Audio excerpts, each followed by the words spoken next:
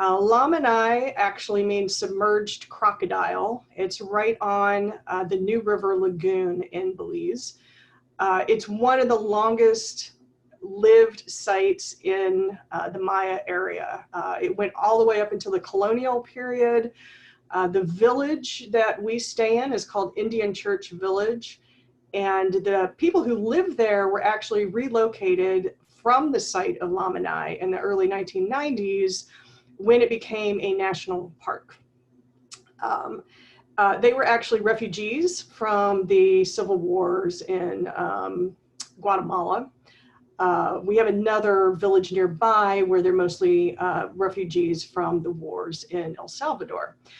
As you can see, Lamanai is one of the big tourist sites in Belize for my archaeology. It's the second largest archaeological ruin, or city, essentially, in Belize as well. We have our lab there. A lot of times when people take cruises to Belize, they will go inland and see the site of Lamanai. As you can see too, I put in a photo of our site, Kakabish, with a typical structure that has a looter's trench in it.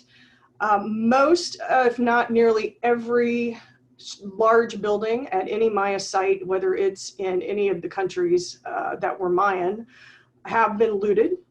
A lot of the looting happened, particularly in our area, in the 1980s. It was essentially commercial looting. That is, there were people funding local people to go into these ruins, look for tombs, take out the valuables, particularly jade and pottery, for the art market. Of course, the black underbelly of the art market, although a lot of times these things do eventually end up in museums once they get donated by somebody who has bought the artifact. A lot of these sites are better protected now. There's not as much looting. We still get, between seasons, a little bit of looting at our sites as well. It's just an ongoing thing.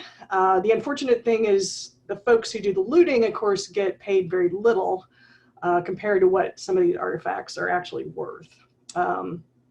Not surprisingly, the Trump administration has been slowly eroding a lot of the protections, as they have for other things, for archaeological sites and things like that.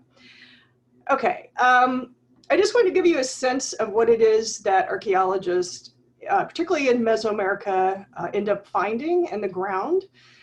Particularly places like Belize, where it's a very humid, subtropical sort of jungle environment. Unfortunately, a lot of the perishable materials disappear over time. So we don't get very much wood. We don't get any fabric. Unfortunately, because the Maya did have books that were made of bark paper, those have all disintegrated. So mostly what we end up dealing with are the artifacts you see here. All of these are actually from our site of Kakabish. Jade, which isn't technically jade, but close enough. And it was actually the most valued item among most Mesoamericans. They had very little actual metal.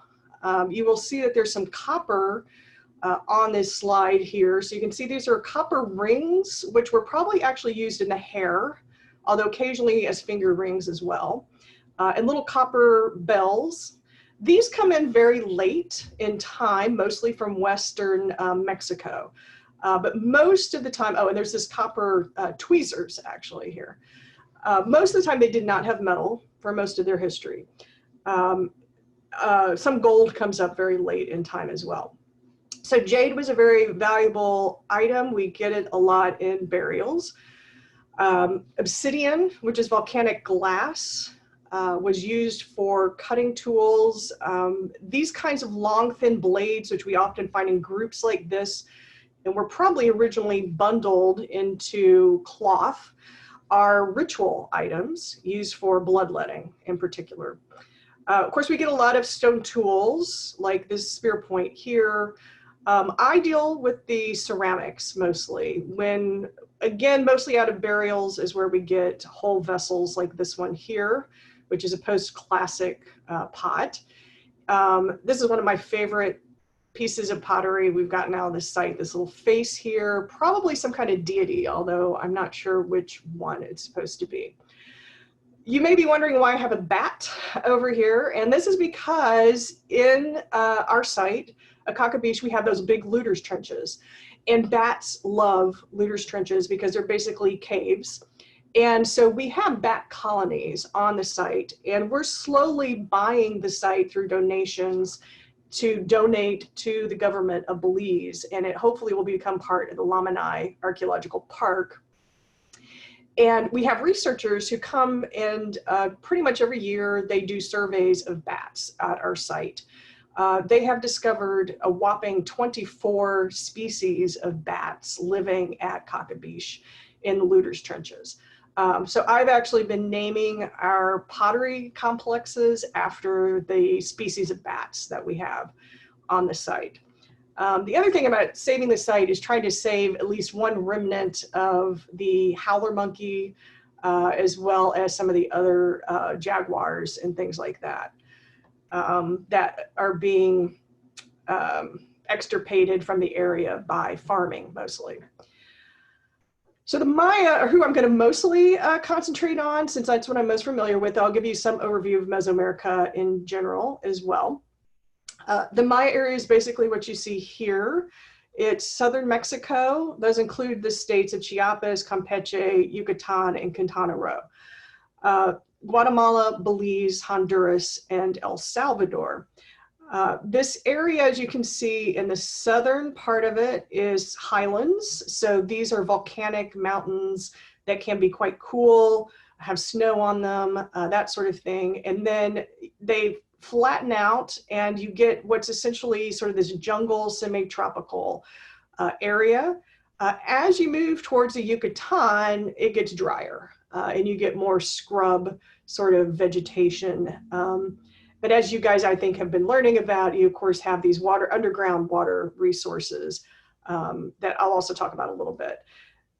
You can see where I work here in northern Belize. Most of my work has been in this area, and including the adjacent area, as I said, of Guatemala. Just to give you a sense of the diversity of Mesoamerica, that's one of the most interesting aspects of the natural history, if you will, of Mesoamerica, is there's a lot of ecological and environmental diversity compacted into a relatively small area of the world. So you get everything, again, from these volcanic mountains to the very flat, scrubby areas of the northern Yucatan.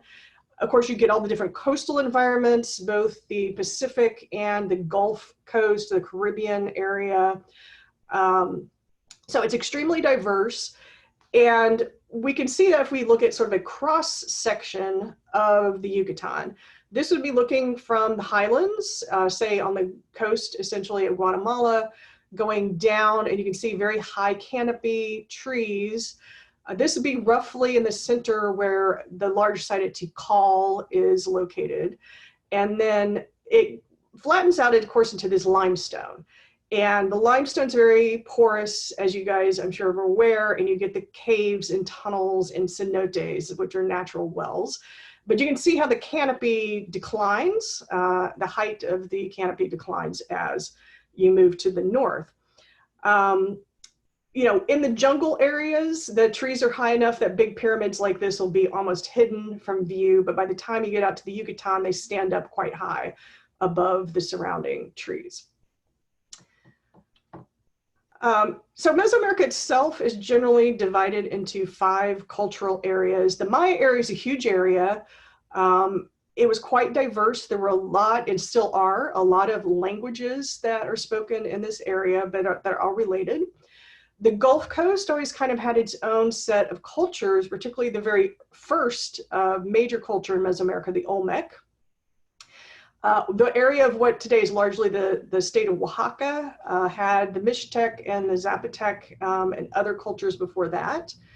West Mexico is what we know the least about, but was its own unique cultural area. And interestingly, this area seems to have been fairly closely tied to South America. There seems to have been a fair amount of trade back and forth between West Mexico in South America, and this is the first place we get metal in the post-classic, almost surely coming up from South America. The center of Mesoamerica pretty much always has been the central highlands of Mexico, around what today is Mexico City. You have a series over time of cultures, Teotihuacan, which was a huge, very influential city that today is located just on the northeast outskirts of Mexico City. A bit later in time, you had the Toltec, who were located just to the northwest of the Valley of Mexico. And of course, the final culture, the one that's most famous because of their interactions with the Spanish, were the Aztec. So the Central Highlands were always what we call a core area of constant influential cultures that influenced the rest of Mesoamerica.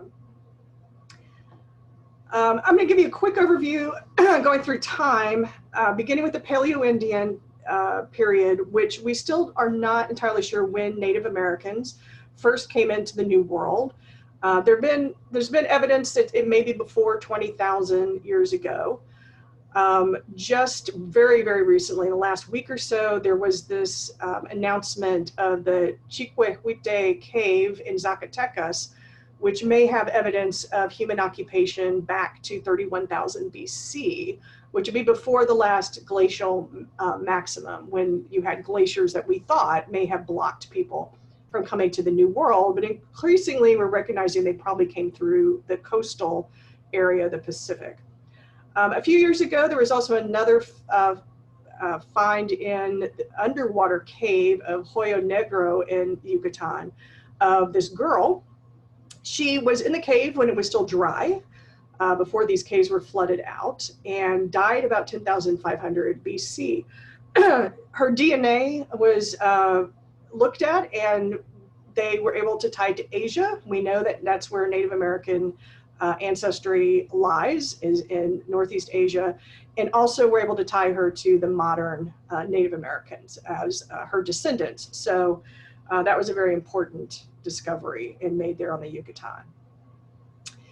After the Ice Age ends and many of the large animals like the mammoth and mastodon went extinct, and we do have some evidence of mammoth and mastodon hunting in Mexico. Again, the environment was wetter. One of the ways that they did hunt mammoth are kind of as you see here, where they would get them into swampy areas and then go after them with the spears. But during the Archaic, people began to rely more on plants and small game. We began to get the metate and mano as people relied more and more on grinding nuts and things and berries and things that they were collecting. Mortars and pestles are worked much the same way. Here we see actually a woman in California showing how you use a bedrock mortar. Then we get to, in the Maya and Mesoamerica area in particular, the early, what we call the early and middle pre-classic. Beginning around 2000 BC, extending to about 300 BC, we get chiefdoms.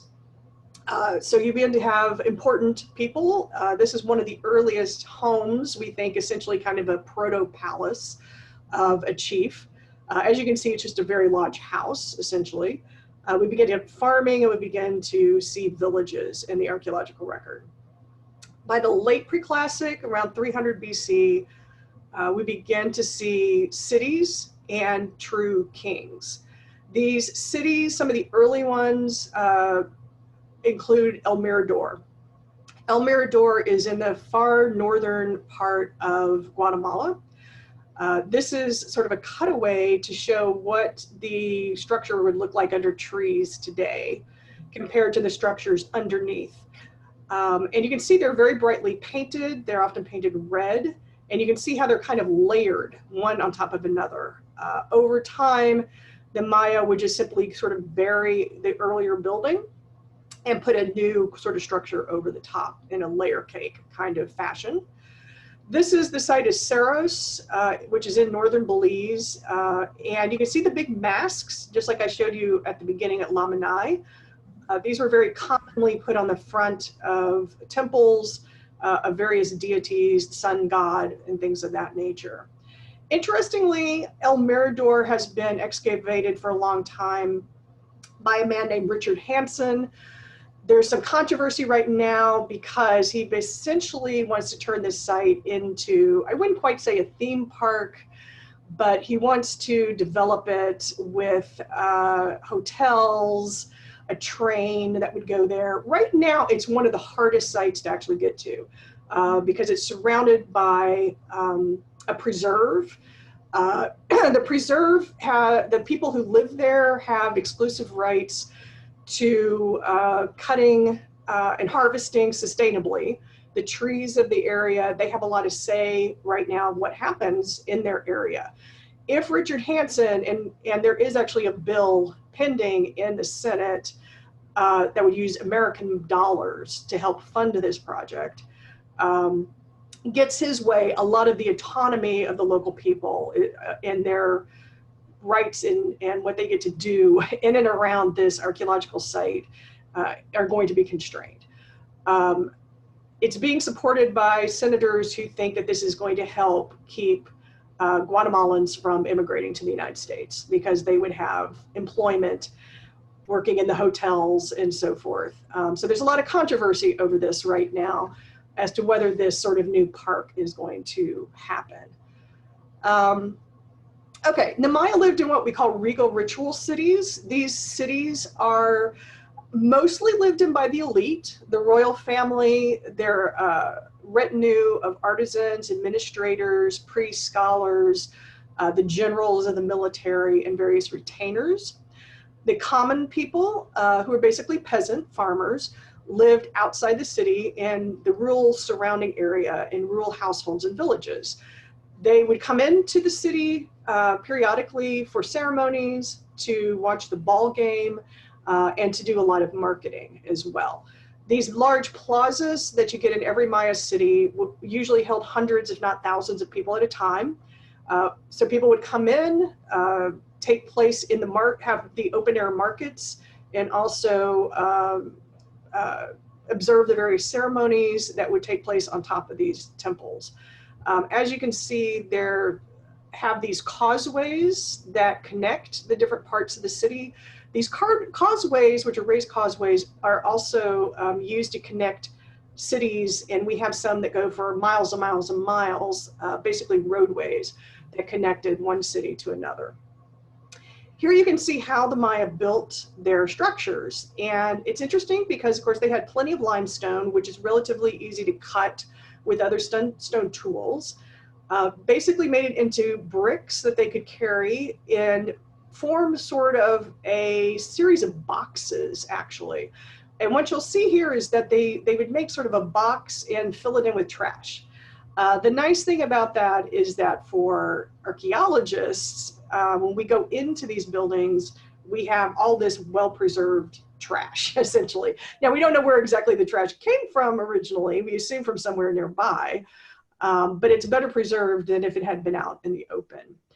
You can see here they're plastering, putting on the deity masks on the front, mixing plaster out here, have scaffolds to help build all of this. And again, these would be brightly painted, and then eventually this structure would be covered by another structure and another structure. The classic period is what most people think of when they think of the Maya, which lasted from about 300 to 900 AD. Many, many major cities at that time throughout the Maya area. This is a typical one, Copan in Honduras.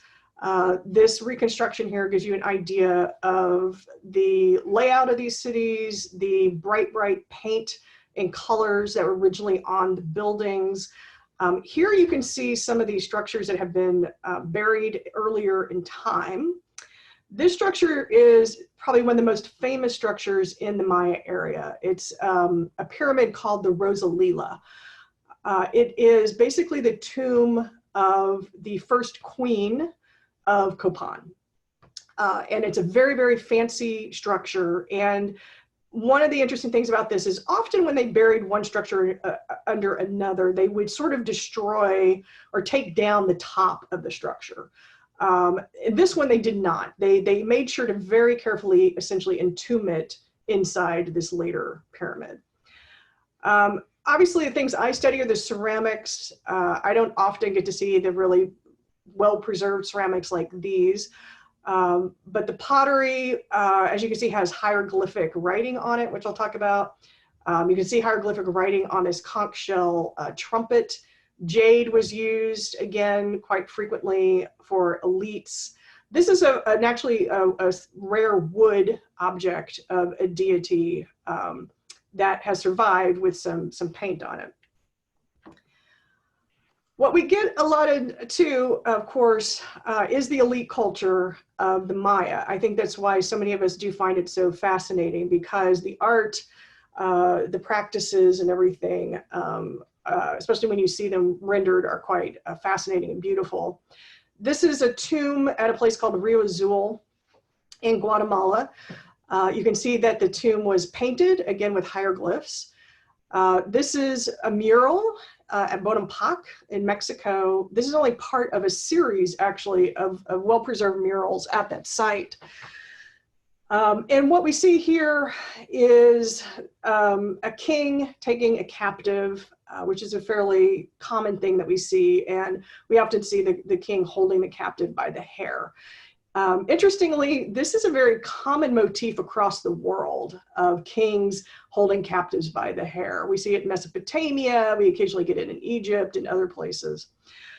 We can see what Copan, another rendering of what Copan might have looked like. You can see the ball court down here where they're playing the ball game.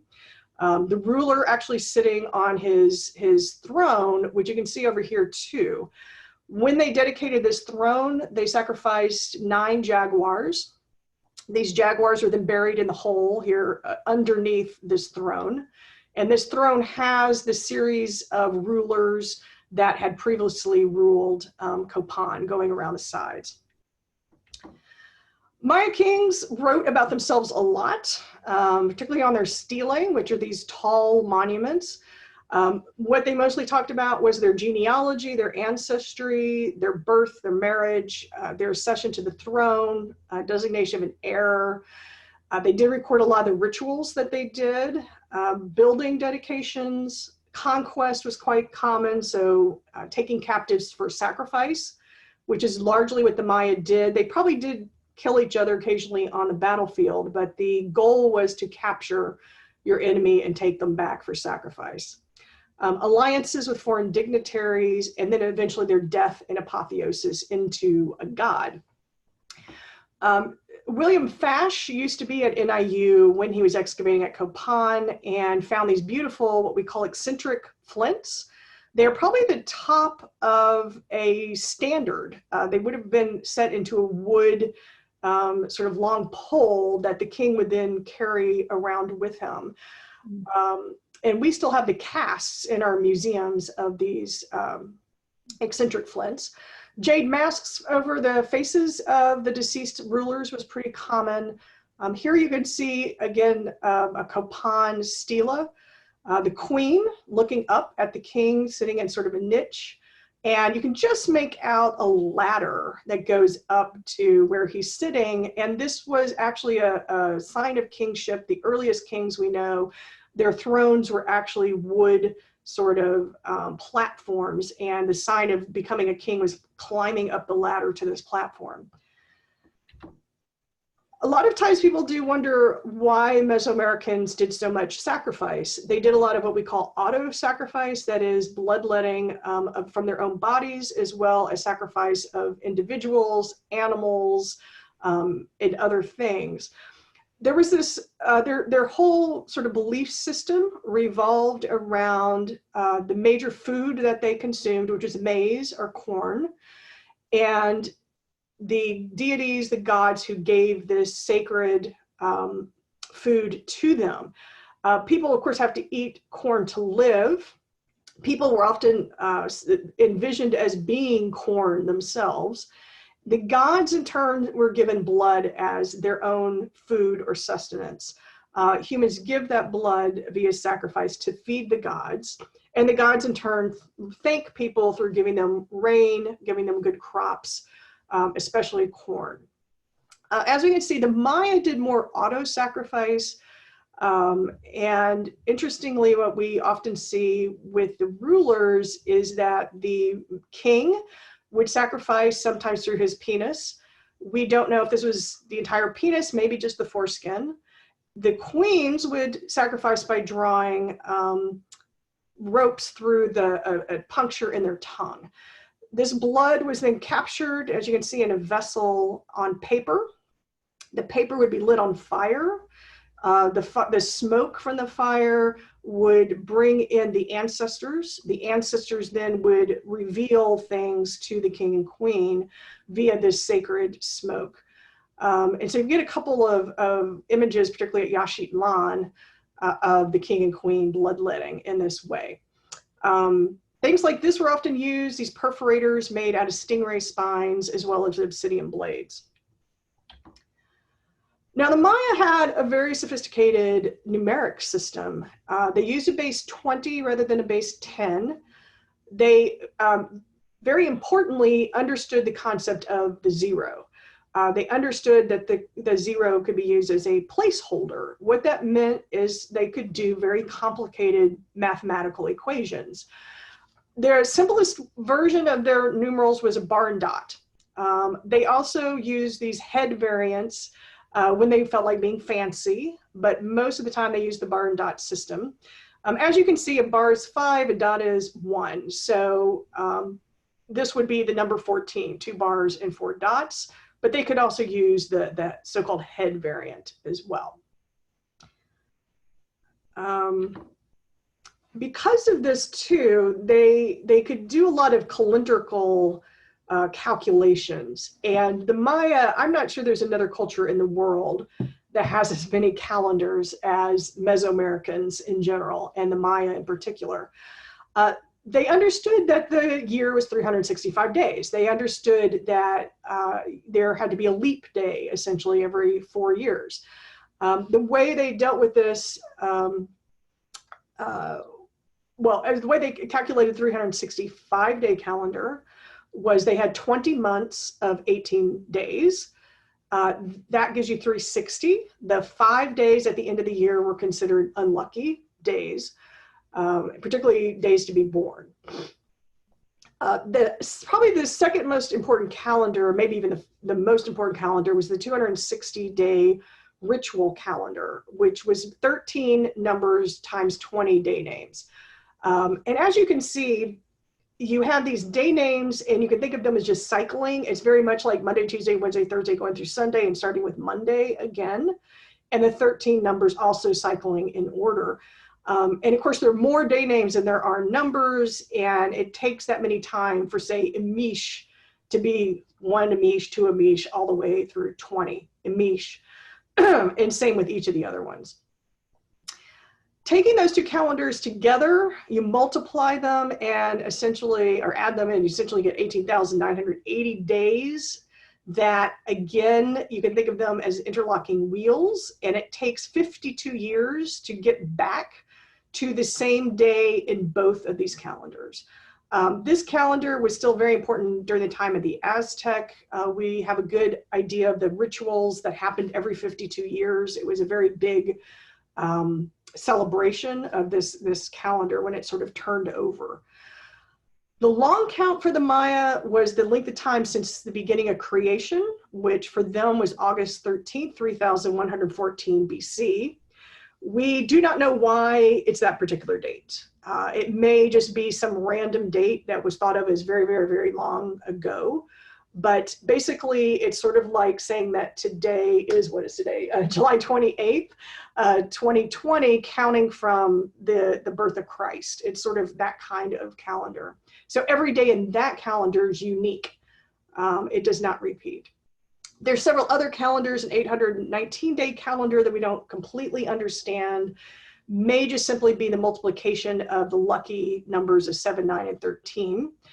They had a lunar calendar, they had a Venus calendar, they understood the movements of the stars and kept track of them. Maya writing is also one of the things that's very interesting about them. And we're in some ways lucky, although for the Maya, it meant a lot of not very good luck. There was a particular Spaniard named Fray Diego de Landa. And of course, most of the Spanish bishops and clergy were trying to Christianize the Maya. And the books, these bark paper books, of which only about 5 survive today from the Maya conquest, were burned frequently by the Spanish because they understood that what was mostly in these books were sacred and ritual texts. That and things, again, about the king's genealogy were the most common things written about in these books. And so they knew that they, in order to quash Maya and Mesoamerican religions in particular, they needed to destroy these books. Well, Diego de Landa was particularly horrific for a time. He tortured a lot of people, inevitably probably had people killed, and burned many, many of these books, to the point where the Pope basically said, enough. You need to do penance, essentially. You've gone too far. And one of the things he did as penance is he actually sat down with the Maya scribe, and he said, I want you to write out the Maya alphabet, you know, so that it correlates with the Spanish alphabet. What de Landa did not understand is that the Maya didn't really have an alphabet. An alphabet is when you have each letter stands for a sound. Well, for the most part, right? The Maya, each sort of letter or symbol was almost always a syllable. So for instance, when de Landa would say, well, I want you to write me the Maya letter for be. For the Maya person, they heard be, eh. They heard 2 sounds, they heard a syllable. And so that is what the scribe was writing. No one recognized this for the very longest time because they kept trying to get it to be an alphabetic system. Interestingly, during World War II, Yuri Nozorov, who was a Russian linguist, was in Germany. He basically stole a bunch of things out of a German library, including the de Landa, or a copy of the de Landa alphabet. And he went back after the war to Russia and he realized it was actually syllabic. And that it's really what we call logosyllabic. So for instance, you can write Balaam, which is the Maya word for jaguar, many different ways. You can put the jaguar head there, that's fine. But there are other cats that look like the jaguar, the ocelot, for instance. So you might want to make it clear that this is a jaguar. So you would maybe 2 syllables, or you could write the whole thing out as a series of syllables. So there are a number of different spellings in Maya hieroglyphic writing. As I was saying earlier, the Maya also were very good at astronomy, particularly because of the fact that they could do complex math. They very accurately kept track of the solstices, the equinoxes, they could predict solar eclipses, they could predict lunar eclipses. They were particularly interested in the cycles of Venus and kept very close track of that, as well as the other planets. Much of this was what we call naked eye astronomy, which as long as the Maya were able to do, you can pass this knowledge on orally, or you can write it down. And if you have enough people keeping track of the movement of the stars and the planets over time, you can start to predict these cycles. The best preserved of the observatories is actually at Chichen Itza in Mexico. The Caracol is what it's called. And it has these openings in it that are towards different important celestial events. And this is very common across Mesoamerica to have different buildings that align with different celestial events. Okay, since you guys in particular, I think are interested in things like water and I assume agriculture and things like that, I wanted to also talk about Mesoamerican and Maya agriculture and water practices. This is not my area of specialty, but I have worked on projects with other people who that was the focus of their study. So I've learned a fair amount about it over the years. But basically, the traditional way of growing crops in Mesoamerica, which is still followed in some places, is to basically grow corn, beans, and squash together, along with things like chili peppers. And this is actually a very sustainable way to grow plants, these particular plants. They use a digging stick, and here you can see this gentleman with his digging stick and his little thing of corn seeds and such. This allows them just to put the seeds under the soil where it's nice and damp, it can germinate. As you can see here in this field and in this illustration, the corn plants act as bean poles. So the beans just wrap around the corn. The squash is put at the base, and the big leaves of the squash help keep the moisture in the soil. The other thing that they understood was that beans and corn do different things. Corn removes nitrogen from the soil, beans put it back in the soil. I always tell my students that around DeKalb in Illinois, we have cornfields, but if you pay attention, those cornfields every now and then are planted in soybean. And it's not just that they can make money off soybean, what they're doing is they're replenishing the soil from the corn. And so this is exactly what they did in Mesoamerica. Also in terms of food, a maize and a corn and a bean together makes a complete protein. And the squash adds extra vitamins. So it was a very healthy, quite sustainable farming system. Now, one of the things they also did was slash and burn, which is sometimes called swidden. We still get this, of course, in Mesoamerica. Every year when I go to Belize, which normally I would go in May, they have just started really burning the crops, and you'll have smoke in the air for quite some time. The lowland Maya area, such as the Yucatan Peninsula, has a very thin soil. The nutrients, for the most part, are in the plants and in the trees. So the way to release those nutrients are to cut everything down and burn it. Then the soil is usually productive, it kind of depends, but 2 to 3 years. Then you need to let it go fallow for at least 3 to 5 years before you can return to the same location to plant. So it was a sort of a rotational system of people constantly moving where they were planting over time. And again, that's sustainable as long as your population can support that kind of openness of land. Now, one of the things about particularly the area I work in the Yucatan is that really that area kind of has 2 seasons. There's a very wet season that's about 6 months of the year, usually starts around July, goes through about December, and you have too much water. There's water everywhere because you get lots and lots of rain. It's followed starting in January through about June with a very dry season when you have very little to no rain and you don't have enough water. So the Maya had to deal with this as well. And the way they actually built their cities was to deal with this water issue. In some cases, they built what we called a concave system. In others, they did what we call a convex system.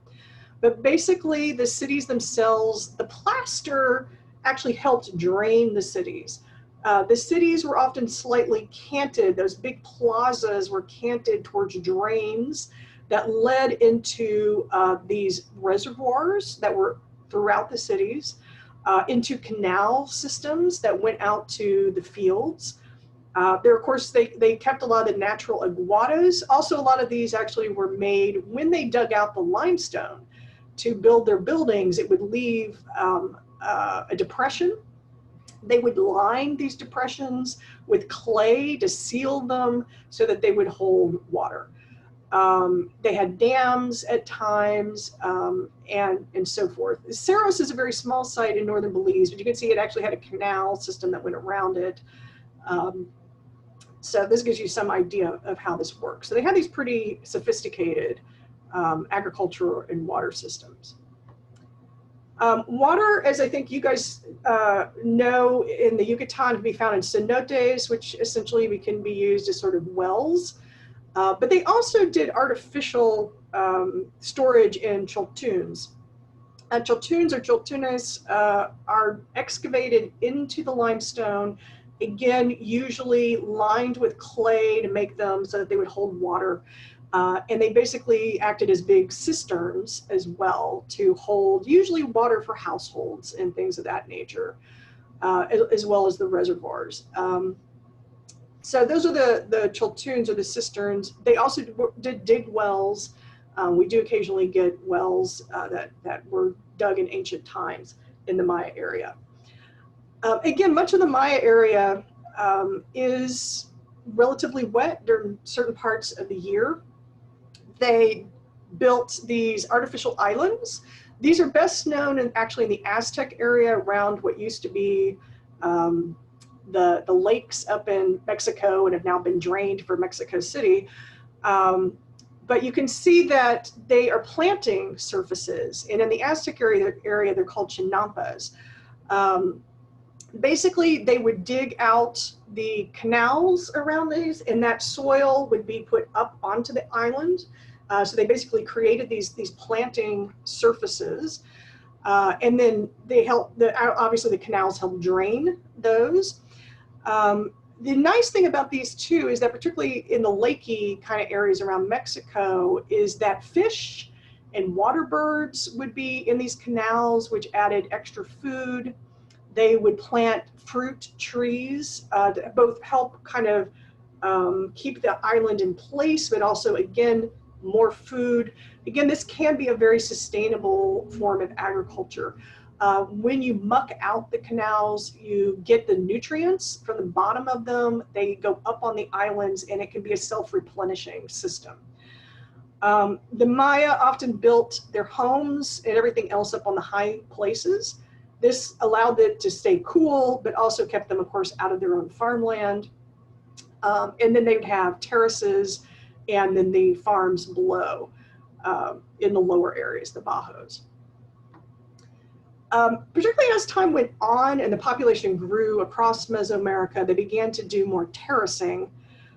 Terraces, as we can see here in highland Guatemala, do a number of things. They increase the planting surface, for one thing. They act to retain soil and moisture as well. And of course, terraces, again, if they're well maintained, can be fairly sustainable, as we see in places like Asia. And so these were used even in relatively flat areas by the end of the Maya Classic period. Belize, where I work, is fairly flat, and yet even on some slopes, we'll get these series of terraces that they were using to increase their productivity.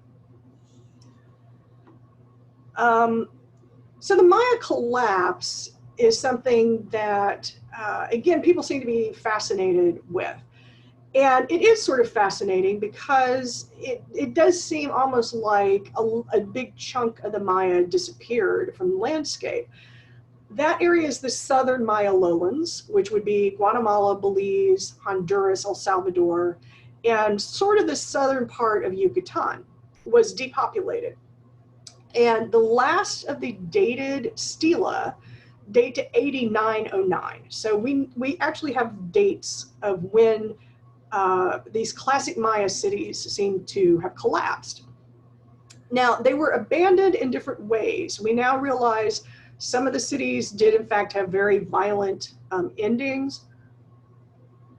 We have evidence of fortifications that were thrown up at the last minute, of people living in the cities, commoners living in the plazas of these cities to try and get away from violence.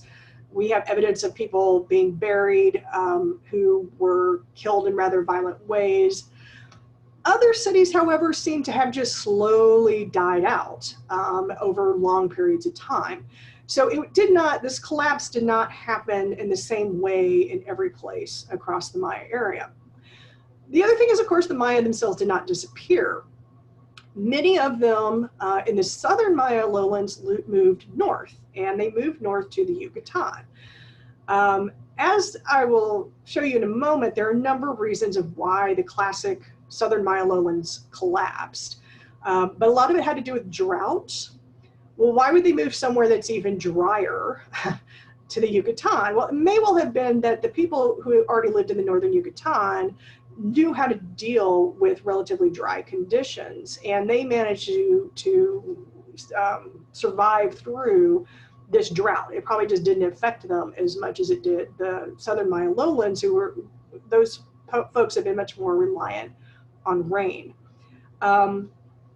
Many people are familiar with the sites. If we had been able to go this year to the Yucatan, many of the sites we would have seen are these what are called post-classic sites that date to after 8900 up until the Spanish colonial period. The architecture is beautiful in many cases, Uxmal being one of the more famous ones, where you get these chalk masks. These long-nosed gods is the rain god.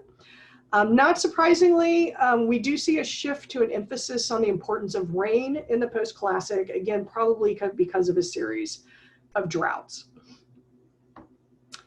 There has been a lot of discussion over the years of what caused this collapse, this depopulation of the southern Mayan lowlands, and it was probably more than one factor. I always tell my students there's almost never a single reason for anything. It's usually multiple factors. In the case of the southern Mayan lowland, they had been living in that area, have prospered for 2,000 years. But they had gotten to a point of probably overpopulation. We do know through the different research that's been down there, erosion was happening. There was a lot of environmental degradation. Looking at the actual bodies of these people, they were suffering from malnutrition. They were increasingly suffering from disease. The Maya had always practiced warfare, but we see in their own art an escalation over time of warfare, probably as they were fighting each other for better access to water, to land, and so forth. I recommended an article that just recently was at the big site of Tikal in Guatemala, looking at the reservoirs there. And very interestingly, they are seeing evidence that, at least towards the end, that the water may have been polluted and poisoned by mercury, an overabundance of phosphate, leading to cyanobacteria. And the mercury is coming from that paint. That red paint that's all over those buildings was often cinnabar, and cinnabar has mercury. And as that paint eroded off those buildings, it was going straight into the water supply. That was probably a nail in the coffin. It may not have been an issue until late in the history of these cities. What seems to be the main primary reason that the Maya of the southern lowlands collapsed was a drought that lasted for about 200 years, from 800 to 1000 AD. It led to a 40% reduction in rainfall. Now, the Maya had gotten through previous droughts. We see other blips in their civilization due to drought. The reason that they probably did not survive at this time is for the very reasons I just listed: overpopulation, overuse of land, and increasing warfare. They also had a hard time overcoming these sorts of things because they did not have a way to store extensive amounts of food. It's a humid area. It's not easy to keep things fresh for very long. They also did not have the wheel, and they did not have draft animals. Everything was carried on the backs of people, and people can carry a lot, including food, but they probably just reached a point where that wasn't sufficient. Just to say a little bit about the wheel, Mesoamericans knew that the wheel existed. Interestingly, they put it on these little toys and ritual objects. They never seem to have actually used it, however, and we think there are a couple of reasons. One, the lack of draft animals. There were no horses, there were no cattle to pull things like carts. Also, the environment itself, in some places at least, probably was too rocky, too steep, things like that to easily use the wheel. But they did know that the wheel was the thing. I mean, they knew the concept, they just didn't really employ it. The post-classic, again, 8900 to the Spanish conquest, largely takes place for the Maya in the northern Yucatan. Again, were we able to go and visit these sites, as you can see us visiting in 2018, we hopefully would have been able to see Chichen Itza. Chichen Itza is probably the most famous Maya site because it is such a tourist attraction. It's a very important site though as well.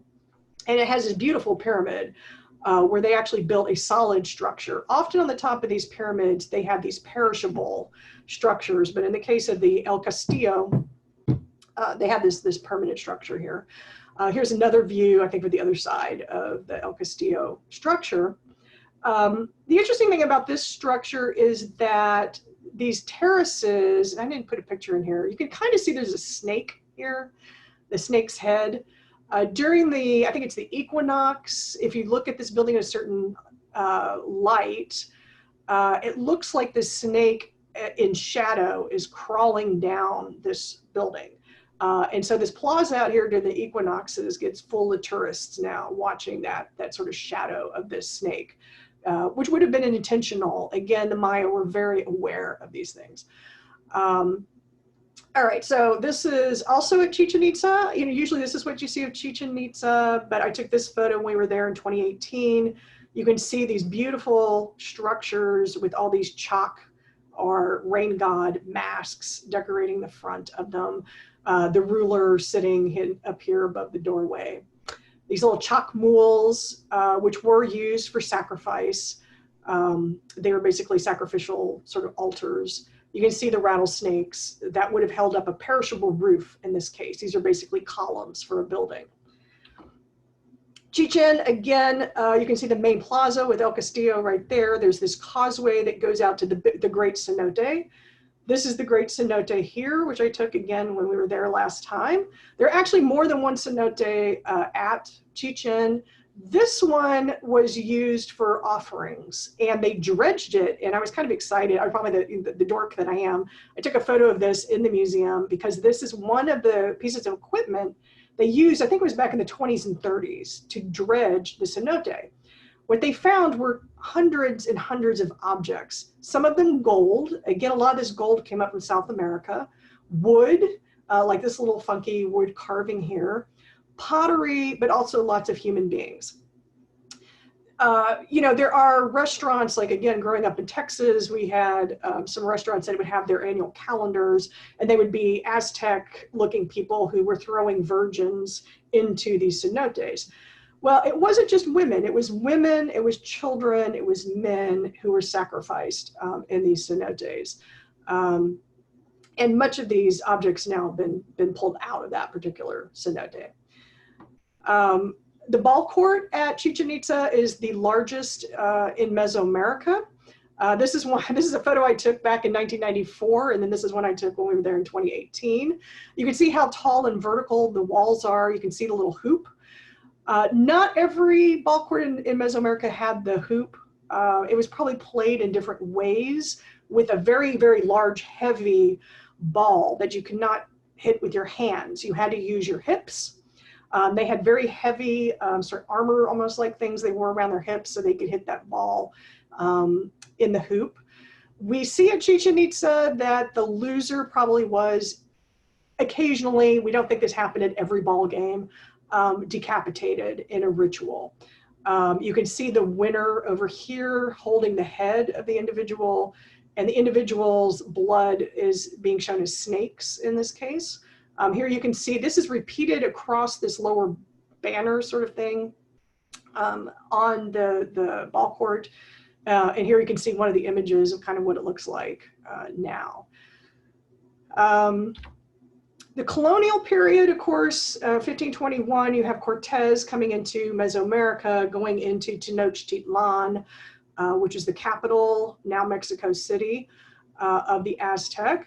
Unfortunately for the Aztec, the person sitting on the throne at that time, commonly known as Montezuma, probably he was actually Montezuma, was not the bravest person in the world, and his military officers tried to get him to go confront Cortez before he got to Tenochtitlan, and for whatever reason, Montezuma wouldn't do it. And it took the Spanish several years to conquer Tenochtitlan. It was not an overnight thing, and the reason they eventually were able to do it, frankly, is because of smallpox.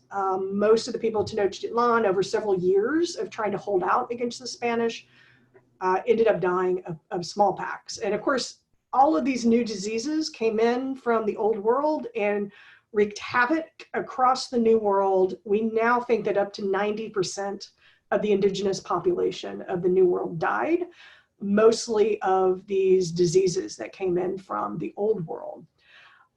Cortez did have a woman whose name was something like Malinali. She's now called Malinche, who was a Maya princess who was given to him by her stepfather as an interpreter. And she helped Cortez in his negotiations with Montezuma in particular. People have very mixed feelings about her, obviously, because of the fact that she helped the Spanish with the conquest. The Maya today still exists. There are about 5 million speakers of Mayan languages today. They have been at war at different times with the Mexican government, particularly in Chiapas. And in Guatemala, there was the horrific series of genocides that occurred across Guatemala in the 1980s. As I said, a lot of people in Belize, where I work, are refugees from that 1980s slaughter that happened in Guatemala. But they still retain a lot of their culture. Some of them, they have different cultures, they have different languages they speak. That's probably always been the case across the Maya world. We think of them and talk about them as if they were monolithic, and they certainly were not, and still are not a monolithic people. I found this photo. I put this up here partly because we kept seeing these green crosses in 2018. And this green cross, you see across the Maya area, you do see it a lot in Yucatan, and it's a hybrid. What's interesting is that the Catholic religion and the Mesoamerican religions were able to meld pretty easily because they just happen to share some concepts. Bloodletting, as in Christ giving his blood, made perfect sense to the Maya and Mesoamericans. The cross was already an important symbol in Mesoamerica. It was conceptually the world tree that upheld the universe. And so what we still see are green crosses that are often decorated with flowers and trees. And it's basically that bringing together of the Christian cross with the Mesoamerican concept of the world tree. And we see that a lot in Catholic, the way Catholicism is practiced in Mesoamerica has a lot of these elements that have been pulled in from the native religions. I just want to quickly just show what I wish we could have seen this year. I don't know where we would have ended up going, but these are some of the photos I took in 2018 at Ake. Mel was always like very fascinated with these long stones that are used at Ake. The top of Izamal, what's interesting is this is a big pyramid, but a lot of what is here is also artificial. This is actually a huge mound there in Izamal. Ekbalam, which is one of the most beautiful Maya sites, beautifully preserved, that is worth seeing if you can ever get there. The Hacienda Sotuta de Peon. I took this photo because I forget what Mel has this cute little name for this, where you get to go see what the Maya sort of lived in and still to some extent live in. I took this photo because this is a typical Maya structure with a thatch roof. Next to it's the kitchen, and you'll notice how the structure they sleep in and everything is covered in sort of a plaster, but the kitchen is not, and that's so that the smoke from the kitchen fires can get through the walls of the structure. And then you see their well there. A couple of others, we would have gone to Mayapan, which is another, it's often called the mini Chichen Itza. It's built later than Chichen Itza, and it does in fact look like they were trying to replicate Chichen. It's a much smaller version of it. You can see this is their version of the Caracol, the observatory. They have their own sort of set of cenotes. This is a very nice one. A view of what it looks like from one of the structures here. And you can see how flat the Yucatan really is. Another chalk mask at Mayapan. All right, so I'm really sad that I'm not getting to take you to go explore all these beautiful sites. Maybe some of you can see them in the future. I certainly hope so. Are there any questions at this point?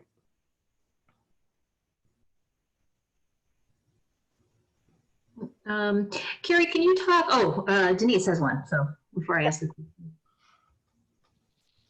Yeah, I had a question as your role as an archaeologist. How often do you work or collaborate with Maya people? Yeah, that's something that has become more and more important for archaeologists here in the United States, in Canada, in Mesoamerica. And when I first started doing archaeology about 30 years ago, collaborating with Native peoples was not something archaeologists did, and we're mostly white. We're still a very white profession, which is something that, particularly Black Lives Matter, we're finally starting to really discuss. There is a lot more collaboration. It depends on the country. Now, Mexico is very strict with who they give permits to. And for the most part, because Mexico actually has, and let's hope it survives COVID, has a very good set of institutions that deal with archaeology. Their universities are excellent. The INA, the Institute of Archaeology, is very good. They do most of their own archaeology. When Americans and other outsiders come in, we're usually somewhat limited in what we are allowed to do, and it's always in collaboration with Mexicans. Guatemala is much the same. Guatemala, of course, is poorer than Mexico, so they're more willing to have outsiders do whole projects there. And Guatemala is quite interesting. Like right now, there's a big Polish project. There are Japanese projects, so it's not, there are Canadian projects, there's American projects. But again, they expect a lot of collaboration, and most of the projects in Guatemala are very collaborative as well. In Belize, and I do have very mixed feelings about this, in Belize it's a little bit different. Belize, of course, is, it's a very interesting nation in that you have Mennonites who are German, you have Creole people who are African American, you have a lot of people who are basically of Spanish or don't identify necessarily as indigenous. Most of the indigenous people, as I said, who have kind of come back into Belize probably are these refugees from places like Guatemala and El Salvador. Most of the indigenous Maya are in the southern part of Belize. Where I am, literally, I'm surrounded, we are surrounded by Mennonite farmers who look like me. They're blonde, they're blue-eyed, they're German, they speak German. And we are actually trying to work with them to get them to understand the importance of the ruins in their farms, because right now they just clear cut, they destroy, they remove Maya sites. It's not part of their heritage. Frankly, they're not well educated. They have maybe up to an 8th grade education. The girls particularly are not educated. We are starting to do a lot of outreach with them to get them to have a better understanding of the past of what who the Maya were, why it's important, not to destroy these places. So that's kind of what my project's doing. And certainly we work with the people in our village who again originated as Guatemalan refugees and are trying to also educate them about their own past. We do employ them on our site, and we're trying to be more cognizant in the future about helping them to be better educated and to have more appreciation for their own history. The interesting thing is, since they have been uprooted, sometimes they don't necessarily see like the ruins right around them as part of their own culture. And we're trying to get them to understand that somewhat. So there's a lot more collaboration going on, and I think it will only increase in the future. Awesome. Can you stop sharing your screen so we can see each other? Yeah, sorry. That's no problem. It's not a problem. There we go. There we go. Now you can tell CSL. Other questions? Yeah, I did have one for you, Kerry. Remember we had talked about the goddess Ishel, and can you talk a little bit about that? Because to me, it's kind of... Yeah, Ixchel is interesting because like most deities in Mesoamerica, they never stand for one thing. They stand for lots of different things. And Ixchel is interesting because she's a moon goddess, but she's also a water goddess.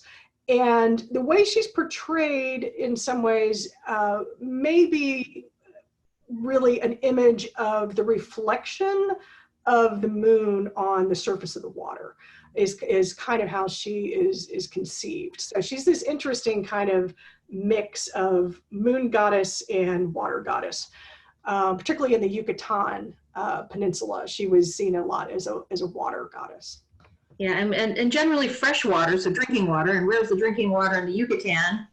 Groundwater. So we have our own goddess. So to me, it's kind of an important, because like a lot of times there's imagery of her pouring water into a hole in the rock, which is us and the cenotes, and water pouring in below ground and showing those kind of things. And so we actually have kind of this, in my view, kind of like a goddess of Maya who worked with us. So yeah. Someday I'm going to work on a logo for our lab. I was thinking about that. Yeah, I need somebody who's an artist who can take a lot of those images that you sent to me that have got a lot of them, and we could work on something with it. Yeah. Yeah, so we have to have our own goddess. So some of the areas, one of the reasons, like Kerry mentioned, I'm really fascinated with, what was it, Ake, is the bigger rocks. There's a lot of times when we're at the Mayan sites, they're not this big and wide, and also that's inside of the crater. So when we talked about the Chicxulub impact crater, that site's in the inside of it, and when we go outside of it, the rocks are small. And so from me thinking about geology and how rocks form and creation and why that site might be different. So I just always find that interesting. It's just one of those like, hey, I know where we are in the landscape when it comes to the crater. So we usually go inside and outside of the crater. You can see like the ring of cenotes. You would see the pockmarked terrain, and then all of a sudden you drive into it, and then you're like, oh, it's really kind of flat, even more flat. You do see a vegetation difference, big time vegetation difference in there, and the depth to the water is really important. So those are some of the things that we find interesting. We have like a little tour that we usually do. There's a museum in Merida that was really fascinating, that I'm glad works really well. There's a lot of other sites that I would love to go to. I'd love to go down to Kerry's site down in Belize at some point, but who knows when that's going to happen. Hopefully next year we can start going back to being normal. Okay, other questions you guys might have about this or interesting? I have a question. Sure. It's not related to the Maya very much, but I was curious about what the looters' trenches are used for. Well, okay, so when the Maya bury people in those temples, it's usually in the center of the temple, okay? And the looters have figured out, I mean, they know that the burials are going to be in the center of the temples. And the easiest way to get into it is just to build a tunnel straight into the center of the structure. And so that's what they do. It's very dangerous. It's dangerous for archaeologists. Though we try to shore up the walls when we do those sort of excavations. My dissertation site was a site called La Milpa, and the largest temple there had been looted, and the looters' trench collapsed on the looters and killed them, and their families never got them out. They're still there. They're local. We knew who the families were, and so we've never done any excavations on that temple because it's basically their burial site now. So yeah, I mean, that's why it's the easiest way to get in. And archaeologists, when we want to go in the centers of buildings, we do exactly the same thing. Okay. So hopefully we will be able to see some of these sites if we get to do field work down there. We would go visit some of these locations. It would be hopefully at the end of December, so we'll see how things will go. We won't know that until October before we know, but it would be December time frame, after Christmas, going down there if everything works the way it should.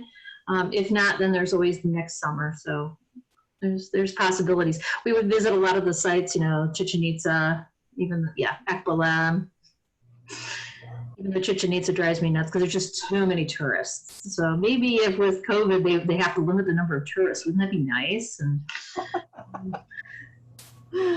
yeah, it's definitely worth seeing, but it is, we went early in the morning, which is what I'd recommend. yeah. But, you know, all the people selling stuff from, you know, the pyramid over to the cenote was probably what actually happened during it. You know, even back in the post-classic, it was lined with people selling stuff. That's true. There would have been more probably in the plaza, but you're probably right. As many vendors as there are now, there probably were when it was inhabited as well. Yeah, because that was where the shady spots are too. I mean, you know, and you know, people line this. Yeah, so it might be. It's just kind of annoying to me. Okay, well, that's all I've got. I'm going to stop the recording now. Okay.